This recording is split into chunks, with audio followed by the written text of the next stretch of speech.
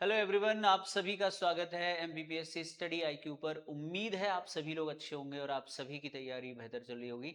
साथियों, मैं हरी सिंह राजपूत आप सभी के लिए एक बार फिर से लेकर आया हूं आज का एक इम्पॉर्टेंट अभिलेख जो कि इस बार प्रीलिम्स में आपको मिल सकता है। और इस अभिलेख का नाम है बटियागढ़ अभिलेख। आपने अभी तक इसका नाम जरूर सुना होगा बटियागढ़ अभिलेख का, और आप जानते भी होंगे कहाँ से मिला है। लेकिन हम थोड़ा सा एक स्टेप आगे बात करेंगे कि इसमें क्या क्या जानकारी मिलती है। तो आइए बटियागढ़ अभिलेख की हम लोग चर्चा करते हैं। सबसे पहला जो आप देख सकते हैं, एक इंपॉर्टेंट चीज मैंने आप लोगों को इसमें हाईलाइट कर दी थी जो कि बहुत इंपॉर्टेंट है कि मध्य प्रदेश के किस अभिलेख में दिल्ली का नाम जोगनीपुर मिला है। तो याद रखिएगा वो बटियागढ़ अभिलेख है। अब इसमें क्या क्या इंफॉर्मेशन है, आइए हम लोग बात करते हैं। पहली चीज है कि ये अभिलेख कहां से मिला है, सबसे इंपॉर्टेंट बात होती है। तो देखिए, बटियागढ़ जो अभिलेख है वो मध्य प्रदेश के दमोह जिले में स्थित है और एक महत्वपूर्ण ऐतिहासिक शिलालेख है जो मुख्य रूप से 1385 यानी विक्रम संवत देखा जाए तो 1385, लेकिन जो हम ईस्वी पढ़ते हैं आप ये याद रखिएगा 1328 ईस्वी का है। और भारत में अगर आपको याद हो मोहम्मद बिन तुगलक का जो शासनकाल है वो 1325 से लेके 1351 तक रहा था। मोहम्मद बिन तुगलक को तो सभी लोग जानते होंगे, तुगलक वंश का शासक है जो कि अपने पिता गयासुद्दीन तुगलक के बाद गद्दी पर बैठा था। तो बेसिकली ये किसका हो जाएगा, मोहम्मद बिन तुगलक का हो जाएगा। इसमें आगे लिखा भी है यह मोहम्मद तुगलक के शासनकाल से संबंधित है, जिसमें बटिया, देखिए बटिया दिन, अभी मैं इसको थोड़ा सा और अच्छे से एक्सप्लेन करता हूं। फिलहाल आप इसमें एक बात बहुत अच्छे से देख लीजिएगा, जो वर्तमान बटियागढ़ है इस बटियागढ़ का नाम पहले बटिया धिम मिलता है। क्या मिलता है, इसका पुराना नाम मिलता है बटिया धिम, बतिया डिम या बटिया डिम, और भी हैं इसके नाम बहुत अच्छे से मैं अभी बताऊंगा। ये तो पहली लाइन हम लोग पढ़ रहे हैं। और इसमें ये लिखा हुआ है कि एक जल्लाला खोजा, एक नाम का एक अधिकारी था जल्लाला खोजा। जल्लाला खोजा मोहम्मद बिन तुगलक का एक नायक था, एक अधिकारी था। उसके द्वारा जो है इस क्षेत्र में, बटियागढ़ क्षेत्र में एक गोमठ बनवाया गया, एक कुआं बनवाया गया और उद्यान यानी बाग बनवाने का उल्लेख है जो सुल्तान की ओर से चंदेरी के सूबेदार के अधीन था। समझ में आया कि नहीं आया? अब अगर नहीं आया तो इसको मैं और आगे डिटेल में आपको समझाने वाला हूं इंपॉर्टेंट कैसे है। आइए आगे बढ़ते हैं। देखिए, ये जो अभिलेख है बटियागढ़ अभिलेख, इसकी कुछ खास बातें हैं। पहले तो मैं आपको एक बात बता दूं कि जो बटियागढ़ अभिलेख है इसमें दोनों शासकों का उल्लेख मिलता है। इसमें एक जगह पर गयासुद्दीन तुगलक का नाम भी है, तो गयासुद्दीन तुगलक से भी हम इसे कनेक्ट करते हैं। और एक जगह पर याद रखिएगा इसमें मोहम्मद तुगलक का भी उल्लेख है, तो मोहम्मद तुगलक का भी ये बटियागढ़ अभिलेख कहलाएगा और गयासुद्दीन तुगलक का भी कहलाएगा। यानी दो तुगलक शासकों का नाम इसमें मिलता है। क्या जानकारी है मुख्य रूप से, वो सबसे इंपॉर्टेंट है जो हम समझ लेते हैं। तो देखिए, मुख्य रूप से क्या जानकारी मिली। पहली चीज, ये कहां मिला है, तो हमने देख लिया है कि ये जो अभिलेख है वो बटियागढ़ दमोह में मिला है, ठीक है। दूसरी खास बात, कौन सी शताब्दी का है, यानी ये 14वीं शताब्दी 1328 का है। दो खास बातें होंगी, किसका है, ये मोहम्मद बिन तुगलक का है और मोहम्मद बिन तुगलक को सुल्तान बताया गया इसमें। और उनके शासनकाल में चंदेरी के सूबेदार के नायब का प्रतिनिधि का जिक्र है। मैं दोबारा से बताता हूं, इस बात को बहुत कम लोग शायद समझ पाए। जैसे मैं हूं दिल्ली का सुल्तान तो मेरा नाम इसमें लिखा है मोहम्मद बिन तुगलक, तो इसीलिए अभिलेख हमने मोहम्मद बिन तुगलक का माना क्योंकि राजाओं की बात होती है। अब मोहम्मद बिन तुगलक के समय चंदेरी दिल्ली सल्तनत का हिस्सा था, तो चंदेरी का जो सूबेदार था उसका भी एक नायक था जो बटियागढ़ में तैनात था। समझ में आई बात, यानी मोहम्मद बिन तुगलक का जो सूबेदार है वो चंदेरी का था, चंदेरी का जो एक सूबेदार है उसका एक नायक यानी उसका एक अधिकारी है जो बटियागढ़ क्षेत्र में तैनात था।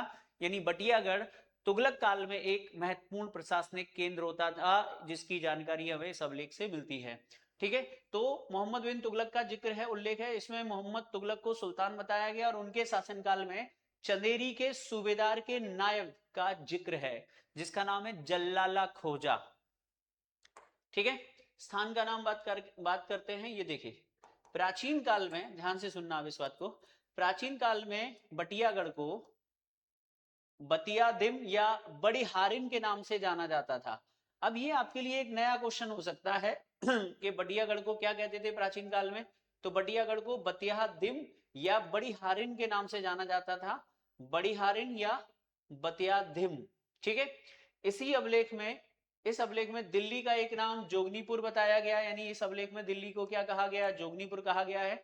इस अभिलेख की सबसे खास बात यह है कि इस अभिलेख में, याद रखिएगा, इस अभिलेख में मुसलमानों को शक कहा गया है। तो मध्य प्रदेश के किस अभिलेख में मुसलमानों को शक कहा गया है, अपने आप में एक प्रश्न हो सकता है। ये जो बटियागढ़ अभिलेख है ये संस्कृत भाषा में मिला है, जिससे ये पता चलता है, याद रखना, कि जिससे पता चलता है कि ये अभिलेख हिंदू मुस्लिम एकता का भी एक प्रतीक है, यानी हिंदू मुस्लिम संस्कृति का भी प्रतीक है कि एक मुस्लिम नायक या मुस्लिम अधिकारी वहां पे रहने वाले हिंदुओं के लिए क्या बनवा रहा है, एक गौशाला बनवा रहा है, एक गौमठ बनवा रहा है, एक उद्यान बनवा रहा है और एक कुआं बनवा रहा है। तो इसीलिए संभवतः इसमें संस्कृत का प्रयोग किया गया है। किसने निर्माण करवाया, देखिए लिखा हुआ है इसमें जलाला खोजा। ये जो जलाला खोजा है ना, याद रखिएगा, ये चंदेरी के सूबेदार का प्रतिनिधि था। जो चंदेरी का सूबेदार था उसका प्रतिनिधि था, जो बटियागढ़ में तैनात था। इसमें जलाला खोजा का द्वारा, जलाला खोजा कौन है, सूबेदार का प्रतिनिधि, चंदेरी के सूबेदार का प्रतिनिधि द्वारा यहाँ एक गोमठ यानी मंदिर, गौशाला और सीढ़ीदार कुआं बनवाने का उल्लेख किया गया। यानी ये जो बटियागढ़ में जो चीजें बनवाई हैं वो जलाला खोजा ने बनवाई हैं, जो चंदेरी के सूबेदार का अधिकारी था और सुल्तान मोहम्मद बिन तुगलक के लिए कार्य करता था। वर्तमान ये जो अभिलेख है वो नागपुर संग्रहालय में रखा हुआ है। कहाँ रखा हुआ है, वर्तमान में यह जो अभिलेख है वो नागपुर संग्रहालय, केंद्रीय संग्रहालय में रखा हुआ है। एक अन्य शिलालेख मिला है यहीं से, बटियागढ़ से, जो 1324 का है। 1324 में, क्योंकि जो सुल्तान गयासुद्दीन तुगलक है उनका शासन 1320 से लेके कब तक था, 25 तक था। तो 25 में उनकी मृत्यु हो जाती है, तो 24 का एक अभिलेख मिला है जो सुल्तान गयासुद्दीन तुगलक के काल का है। और कुछ बातें देख लेते हैं इसमें क्या बताया है। तो जो बातें मैंने अभी आप लोगों को बताई वो सेम यहाँ पे रिपीट हैं, ठीक है। केस अभिलेख में याद रखिएगा प्राचीन नाम बटियादिम है या बड़ी हारिन कहा गया है। इसमें दिल्ली को योगनीपुर कहा गया है। और याद रखिएगा इसमें मोहम्मद बिन तुगलक के स्थानीय गवर्नर जल्लाला खोजा का उल्लेख मिलता है, ठीक है। ये सारी बातें अभी अभी बता दी आपको। आगे सांस्कृतिक महत्व है। यह अभिलेख तुगलक काल में हिंदू और मुसलमानों के बीच सांस्कृतिक समन्वय का उदाहरण है, क्योंकि एक मुस्लिम शासक के कार्यों का वर्णन संस्कृत भाषा और नागरी लिपि में किया गया है। आखिरी इसका जो पार्ट है वो है सुल्तान गयासुद्दीन तुगलक का भी इसमें बटियागढ़ अभिलेख में उल्लेख मिलता है। देखिए एक अन्य पत्थर पर, ध्यान से सुनिएगा, एक अन्य पत्थर के टुकड़े पर गयासुद्दीन तुगलक के काल का एक उल्लेख मिलता है, ठीक है। इस अभिलेख में उसके समय यानी गयासुद्दीन तुगलक के समय एक महल के निर्माण की जानकारी मिलती है।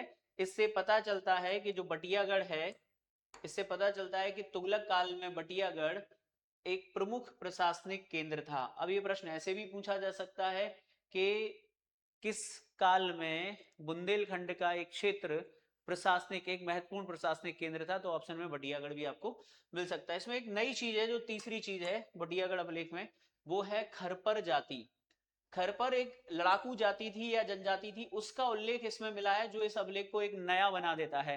तो 4-5 चीजें हो गई। नंबर 1 मोहम्मद बिन तुगलक का उल्लेख है, दिल्ली का नाम जोगनीपुर है। नंबर 3 गौशाला, मंदिर और कुआं बनाने का उल्लेख है। चौथी चीज है कि वहां पे जो एक तुगलक एजेंट था, अधिकारी था, उसका नाम जल्लाला खोजा था, जो चंदेरी के सूबेदार का एजेंट के तौर पे और मोहम्मद बिन तुगलक के प्रतिनिधि के तौर पे वहां शासन करता था। अब इसमें एक नई चीज मिली है कि बटियागढ़ के अभिलेखों में खरपर नामक एक स्थानीय लड़ाकू जनजाति का जिक्र मिलता है।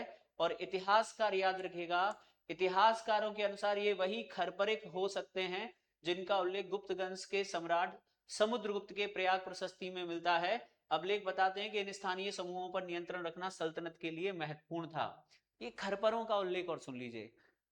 प्रयाग प्रशस्ति जो कि समुद्रगुप्त का है, उसमें लिखा है कि समुद्रगुप्त के समय जबलपुर और दमोह वाले रीजन में खरपरिक जाति शासन करती थी। संभवतः ये वही खरपरिक जो है सल्तनत काल में खरपर कहलाते। तो ये एक इंपॉर्टेंट जानकारी है कि मध्य प्रदेश के किस अभिलेख में खरपर जाति का उल्लेख मिलता है, दैट इज बटियागढ़। और आखिरी इंपॉर्टेंट बात है कि ये जो बटियागढ़ था वो किस प्रांत का हिस्सा था, चंदेरी प्रांत का हिस्सा था। उस समय बटियागढ़ चंदेरी प्रांत के अधीन एक महत्वपूर्ण सैन्य और प्रशासनिक मुख्यालय था। बाद में इस केंद्र को दमोह स्थानांतरित कर दिया गया था। तो ये सारी जानकारी हमें मिलती है बटियागढ़ अभिलेख से। मुझे उम्मीद है कि आपको ये अभिलेख बहुत अच्छे से समझ में आ गया होगा और प्रीलिम्स और मेंस में आपको इस अभिलेख से बहुत हेल्प मिलने वाली है। साथ साथ अगर इंटरव्यू में भी अगर कोई पूछता है तो उससे भी आप इस अभिलेख से सारी जानकारी बता सकते हैं। आखिरी बात इस अभिलेख की जो इस तरफ लिखी होगी वास्तुकला की अगर हम बात करें तो यहां से प्राप्त अवलेखों अवशेषों में तुगलक शैली के महलों बगीचों के प्रमाण मिलते हैं जो समय के स्थापत्य कौशल को दर्शाते हैं, जो आज भी है। बटियागढ़ से प्राप्त कई प्राचीन मूर्तियां शिलालेख अब रानी दमयंती संग्रहालय दमोह में रखे हैं। यानी कुछ चीजें रानी दमयंती संग्रहालय में रखी हैं, कहां पर, दमोह में, याद रखिएगा। और कुछ कहाँ रखी है, नागपुर में। बटियागढ़ में आज भी एक पुरानी बावड़ी और महल के खंडर देखे जा सकते हैं। मुझे उम्मीद है कि आपको बटियागढ़ अभिलेख अच्छे से समझ में आ गया होगा। साथियों, आपको ये अभिलेखों की सीरीज कैसी लग रही है कमेंट करके बताइएगा। बाकी के जितने भी अभिलेख हैं जल्दी से जल्दी मैं आपके लिए कवर कर दूंगा, जिससे आप प्रीलिम्स में अपना एक नंबर पक्का कर सकें और दूसरा जो नेगेटिव मार्किंग में जो कंफ्यूजन हो सकती है उसे आप दूर कर सकें। जिस अभिलेख के लेखक का नाम होता है हम वो बता देते हैं, जिसका नहीं मिलता हम उसको सर्च नहीं कर पाते क्योंकि इसकी जानकारी नहीं है। मुझे उम्मीद है आपको ये अभिलेख अच्छे से समझ में आया होगा।